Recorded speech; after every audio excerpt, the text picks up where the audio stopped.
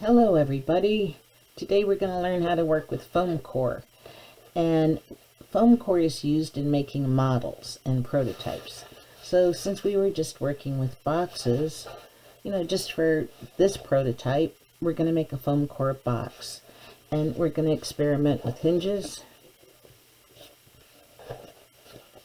We're going to experiment with getting the inside to look, there you go, the inside to look as clean as the outside, and maybe adding some features. Now, this is made with foam core and black masking tape. So let's get started on this overview of working with foam core and looking at the foam core itself. You can get foam core in different colors and in different thicknesses. So the thickness that we see here is about 1/4 of an inch. You can get it in 1/2 inch, you can get it in 1/16 inch. That affects its price. The other thing that affects its price is the quality. And you can see here on this white and also on this black that when I look at the foam inside, the core that is foam, on both of these, it's cut very, very smoothly. It's very, very dense. The edges aren't dinged, and so high quality foam core has a good strong paper on the outside and nice smooth foam on the inside. This is still slightly good foam core, but you might notice that the foam is a little bit rougher, and since the foam is a little bit rougher, it's going to not cut as smoothly. This is professional grade foam core. There is such a thing, and this is a pretty good student grade foam core. Now the reason I'm telling you this is that this is dollar store foam core, and you can see when you look at this versus this has holes in it. It's been glued down. When I look at the well, that one's been dinged up, but when I look at the surface of this one versus this one, you can see it gets folded, it gets dinged, it's got lousy foam on the inside. So when you're working with dollar store foam core, this is like the poster board that they sell you. It's good for really rough prototypes, but before you get too annoyed with it, know that if you just go to one of the art stores or go someplace where it's a little bit more than $1 for the whole board, that the price would be worth it in terms of having good clean cuts. So funky cuts on this create more work to cover it up. So we've got this foam core, and the best way to cut foam core is with a knife. You really should not at all cut foam core with scissors. It's a ridiculous waste of time. The scissors squish the foam core, and when they squish the foam core, let me find my knife, they get the measurements off. So they'll just ruin your project if you use scissors. So what happens here is I'm making that kind of bear claw. I'm not sticking my fingers out. I'm closing my fingers down, and I'm going to take just one light stroke here, going straight down. And I'm not trying at all to cut through all the way right at first.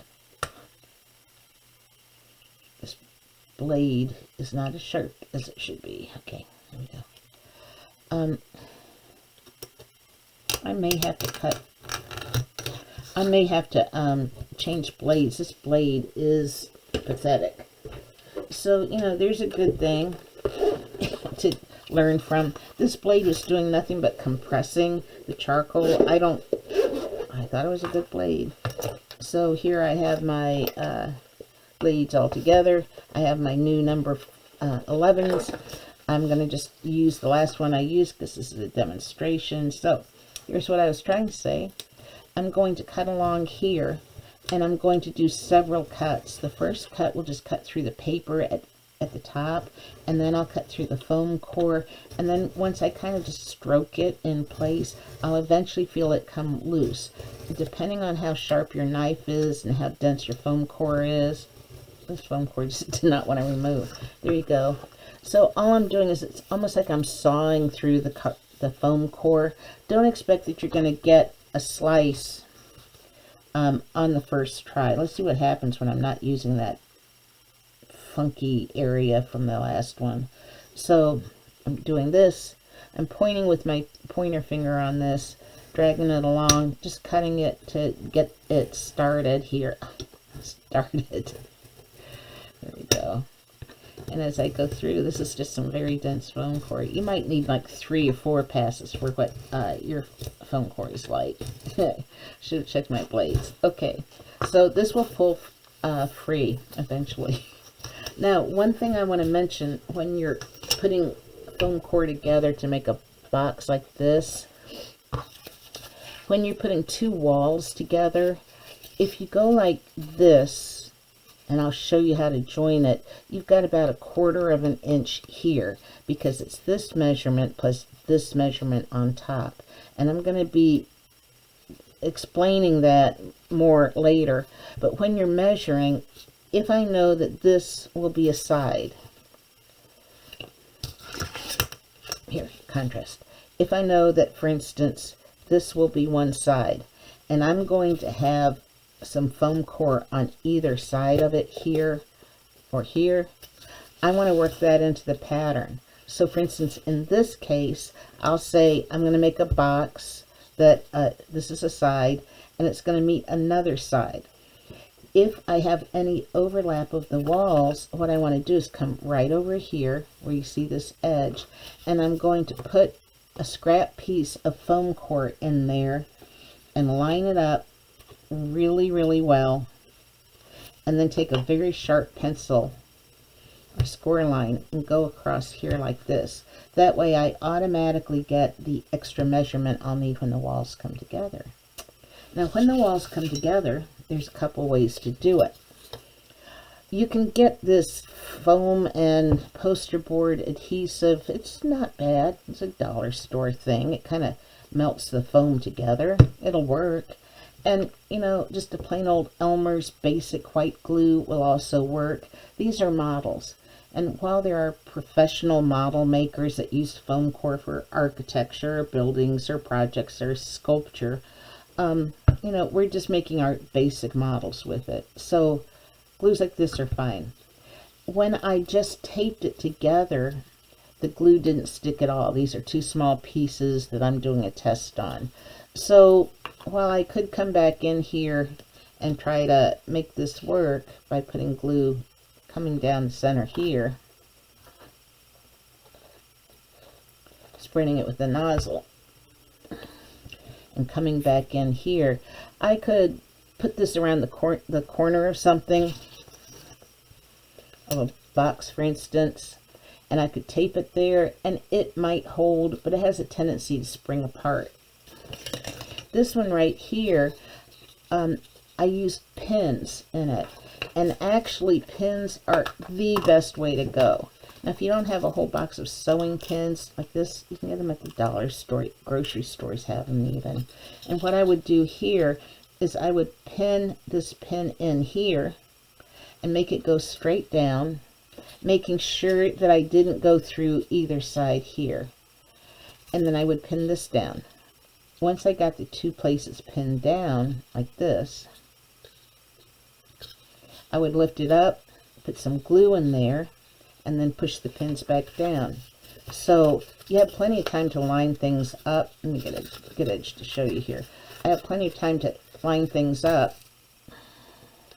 Now one thing that can be helpful, most of the foam core you can really go through very quickly, but sometimes you get a really hard foam core where the pins just don't want to go through. Use a push pin and push a bigger hole at first. Okay, now what sorry, I'm sorry, I got out of camera. So what I did was I put a pin in here and I double checked to make sure that it wasn't going through here. I can then pivot this open like this, get my glue going, put my glue really carefully on there. Now I would really recommend keeping a wet paper towel nearby to wipe up any excess. I just wiped it on my sleeve. So now I'm going to have that small glued surface right there, paper towel to wipe up the excess. I can move it around, and when I pin it in place again on the other side, just with one other pin, if I let this sit for an hour or two, I'll get a really, really strong edge. And it's hard to undo it. When you do something like this, if you don't have a ton of pins, or you don't want the pin heads to show on that, once the glue is dry, you can just pull the pins right out and you don't really see them. I find it just as easy to pin the whole thing and leave the pins in. So I'm going to show you just real quickly here. I've cut each of these pieces, so I have a top and a bottom and 4 sides. And I'm going to use tape over the pins. So at this point, because I'm going to use black masking tape, it will, I don't really need to glue it. The pins will hold it in place. You can make very complex patterns like that. I'm sorry. You can make very complex, don't stick yourself. Ouch, did that surprise you? It surprised me. I need to pay attention. There we go. My camera field isn't very deep. All right, where was I? You can make very complex models like this. So as I start building this, I have to hold this against my body to get it lined up just real quickly. There we go. Now I can keep it. You could add wings, you could add legs. You saw I added hinges on the box, but you could add skins to these. You could add, make them into buildings. And so for dioramas or for special effects on movies, they'll make foam. This is the kind of model that they make. So here I just used 3 of these. Now I want to point something out to you that might help. If you have an edge like this little bit extra added to this one right here.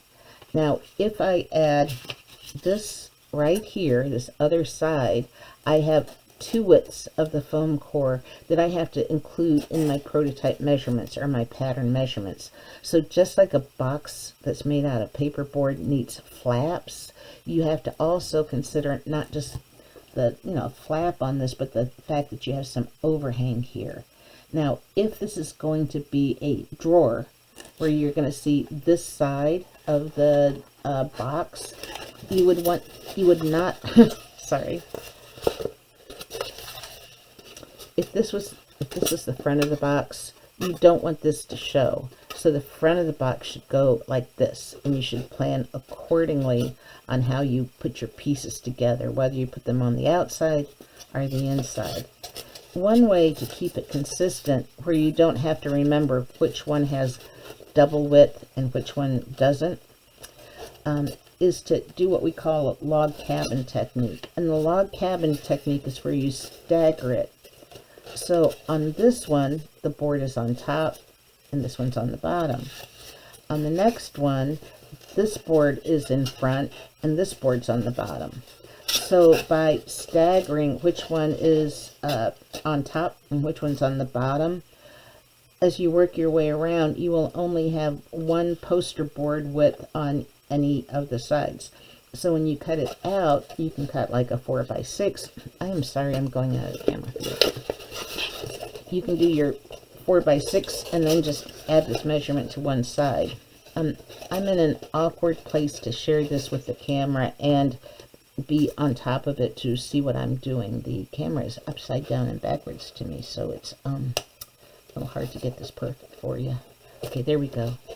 And so you have to do some planning out. If I were going to put handles on this or put some kind of side arms or wings on it, I would be having to build that into this design. So now that I've done this, and this, and again, this one's on top, so this time it's going to be underneath.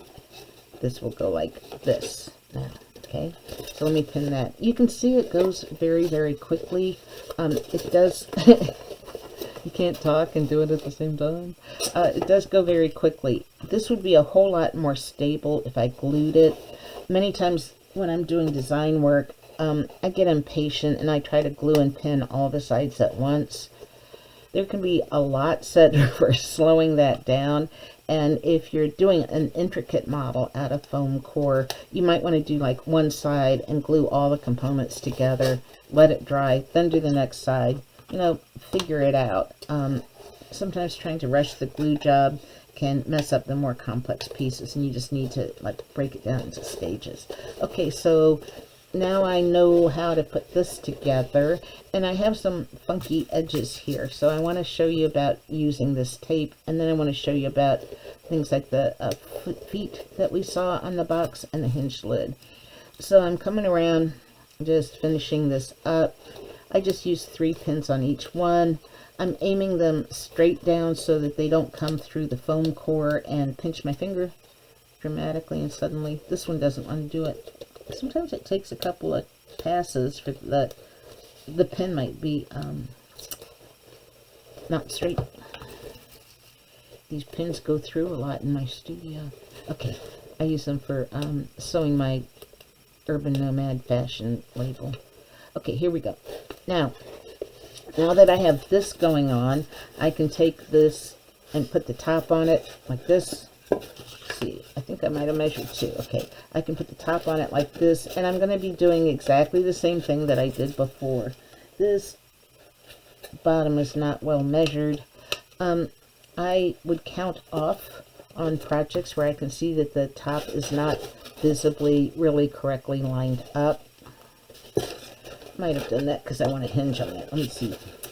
But you know, in model making, you really want to get, the beauty of it is to really get things lined up nicely and take your time. So the time I'm doing things in this demonstration is you know, speeded up time. I'm just giving you the basic idea.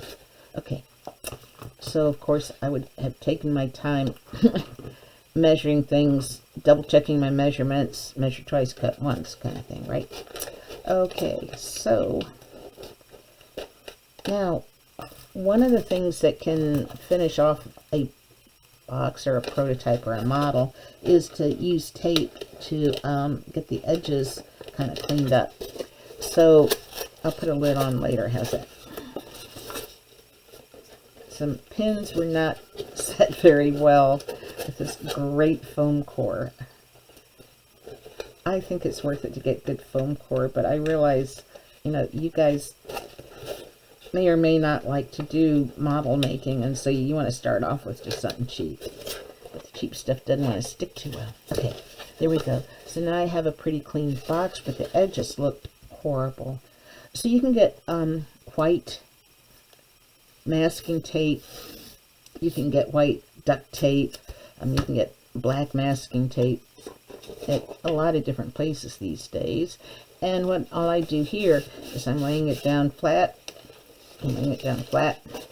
Now you don't want it to get gummed up on the corners, because you might have a lid that you're trying to fit on the corner, or you might design a box where you want to look inside.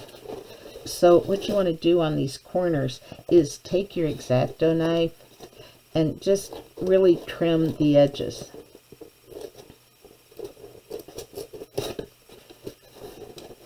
If you want to, you can lay the tape out and cut different segments. Here's what I mean by that. Sometimes the tape really kind of gets away from you. You have all these like sticky pieces of tape sticking to each other. And one thing that can be very helpful is to just tape the tape down. This is sticky side up.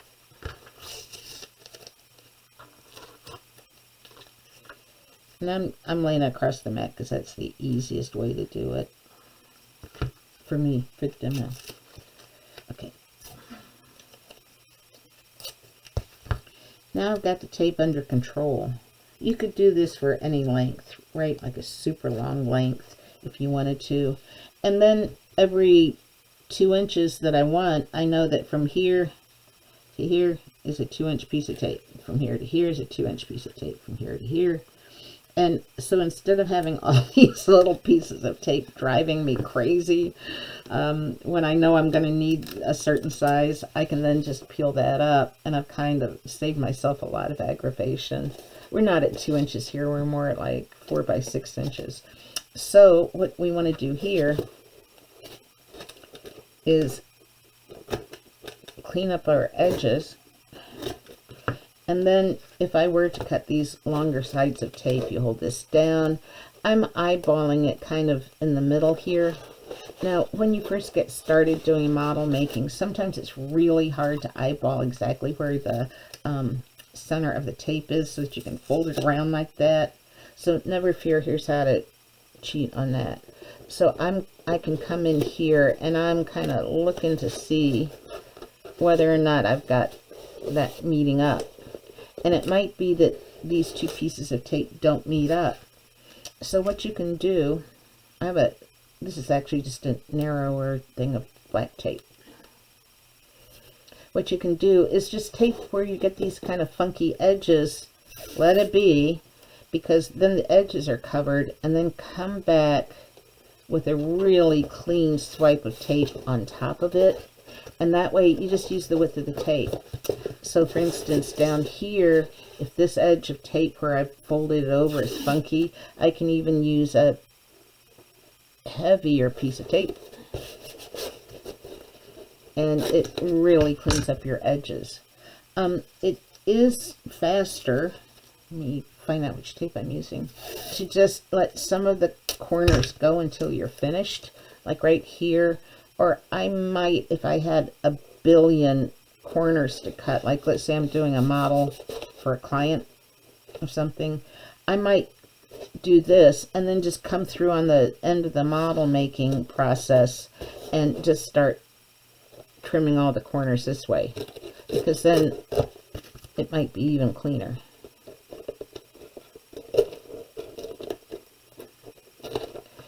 In model making, you get real particular about all your details, because one of the ways to make it like really, like you don't do funky corners like that. That's a demonstration corner. You know, one of the ways to kind of enchant people is that the model is a small version of the real thing. Now we're just making a model of a, box with legs and a hinge on it. But if you make dioramas or models of architecture or houses or big projects, you can really convince people of the vision that you have. Okay, so I think you can get from just this beginning model how I might have gotten to a box like this. Okay, now what I did here on the bottom of it is I just put some little feet on there.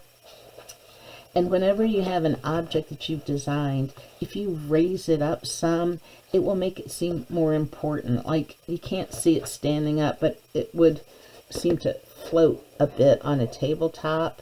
And because it's raised up a bit, it seems more important. So a lot of times just adding feet to, your couch, to a desk, can change the look of it. So all I did on these feet was I came in and I had some little scraps of foam core. Let's say I put together some pieces of foam core like this.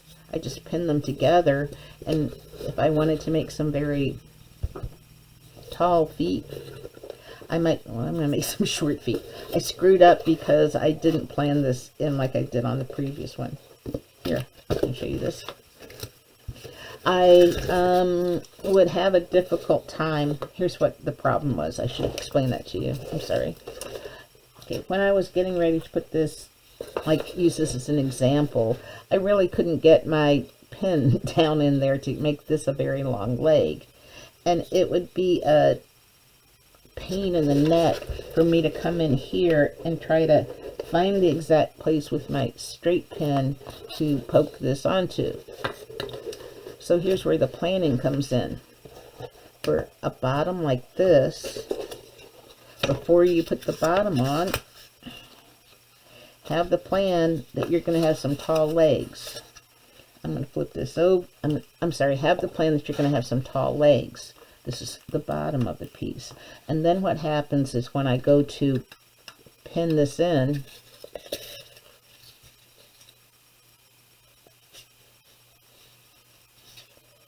it's structurally set up. already from the bottom of the piece. So then if this was, for instance, here, and all 4 legs were on it, so there's a little bit of pre-planning on that. Now, hinges. So this is just 8 pieces that are very short that were covered with tape and then taped on it. I do want to show you about hinges. We're going to do several things that deal with them. So if I turn this box and anticipate that this hinge is, hold on, got a pin coming out, that this hinge is going to turn like this. I can't hinge it directly onto here because when I try to open it, these 2 surfaces will rub together. I want this to have the ability to move back and forth. So on a hinge, anytime you have a hinge, you want to lay the width of the foam core like a spacer there, and then do this, okay? Now, the top will eventually close flat, but having this tiny little spacer of the width of the material is going to allow you to open and close it without it feeling real stiff. Now, if the hinge on this piece is going to go so it opens this way, okay, it would be along this edge. If I tape it along that edge, that tape's going to peel away by the time I open it. So what you do is you put a spacer in there, you press down pretty well, and you tape it some in the opposite direction. Because what this is it kind of reinforces it. And on a 4x6 box, I might take 3 hinges here. So this cross bracing is what's going to keep it together. Notice I'm not pinning this because I want it to have some flexibility and I want it to move, and if I pinned it, I wouldn't get that. So once I have that established, I can now take out my spacer and make it stick back together, but I have enough room there, enough wiggle room on that so that it will open smoothly. Then all I have to do is I'm going to cover this just on the corners, like along the spine, and you can see I can still see that cross tape coming up. So I'm going to then take another piece and lay it right up against the edge of where the hinge is. Now, when I do that, I can still see some of the older tape sticking out. At that point, I can just trim it, and I'll come along with my X-Acto knife, and I'll very carefully slice that, and use the tip of my blade to peel it up. Decent foam core won't ding, get a dent in it when I do that, but this one is. The next video I will be making with this is on putting skins on them.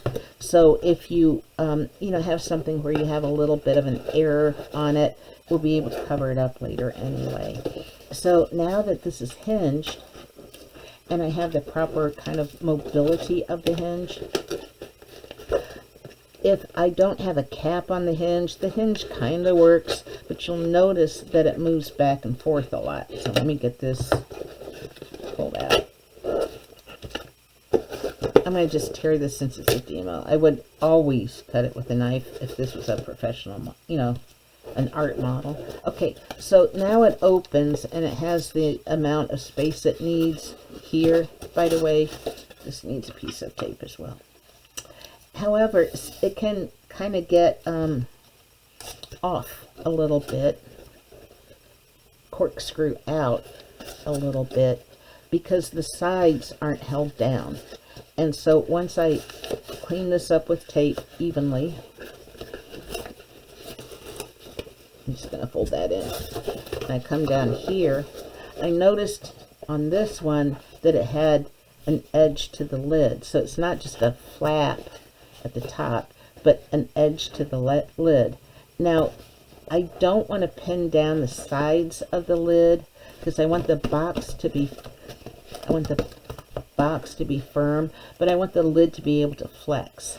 So none of these corners have pins in them. These are all treated as a hinge. So what I did here was I put a piece of tape here going across this way. Then I cleaned up the edge with a piece of tape and trimmed it. And so that way I've got this ledge.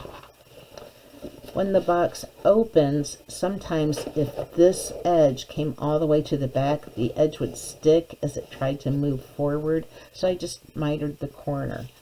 These edges are really simple to make. You can just take, I have several pieces of foam core the same size. You can just take something like this, and let's pretend like it's all finished all the way around. You just take your piece, hold it up there, see that it matches. Now right here, I'm going to want to cut a cut. And so I would take a pencil and make a very light line around there.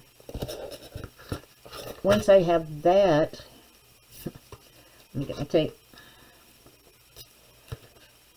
I'm not going to pin it. I'm just going to put some hinges on it so that it has some give before I tape it. So I'm going to hold this in place like this, bring this forward, and I'm going to make it stick together by going in the opposite direction. And that's going to, like I say, give you some reinforcement. The edges of this will later on be trimmed down. So if I do it this way, and then I might take another small piece and fit it in this way. I am being super sloppy here. You would be much more careful with your measurements. I'm just giving you the rough idea, right? Craftsmanship is important on this. And so then I'm going to line this up and take this here. Okay, and I would do this all the way around. Once I do this, and I have this hinge so that as this box goes up and down, this can flex this way a little bit, then I would put another piece of tape to cover the corner.